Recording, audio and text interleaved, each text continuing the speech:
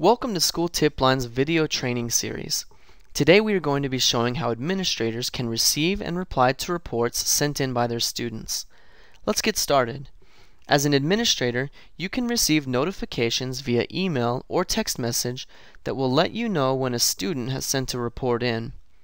In order to check the report, you will need to go to the School Tip Line website, schooltipline.com. Click the Login button at the top of the screen and enter the login information that you received when you first registered for School Tip Line. Once you've logged in, you'll be taken to the dashboard page. You'll notice that there's a pie chart in the center of the screen. This tracks all of the reports that come in and will give you a good understanding of the types of issues that are most common on your campus. Let's have a look at some of the reports.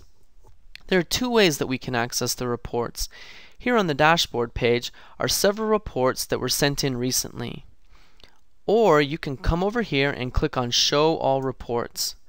This will pull up a list of all of the latest reports that have not been archived. Let's have a look at the most recent one. As you scroll down, you will notice that this is a detailed reporting tool that allows your students to be as informative as possible. Once you have finished reading the report, you need to scroll all the way to the bottom in order to respond to the student. There's a text box underneath the school's message title. This is where you reply to the student's report. Once you have done that, click Submit, and your report has been sent. Now we'll scroll back to the top and click Dashboard. Once you click Dashboard, you notice that there will be a gray box that comes up asking you to set the priority status on the report. Click Yes. You will now see a section labeled Case Information. You can rate the report made using the stars. The Time Elapsed section lets you know how many days passed between the time the report was sent in and when you responded. Now click the drop-down menu here next to Status. It is important to use this to keep your art records updated.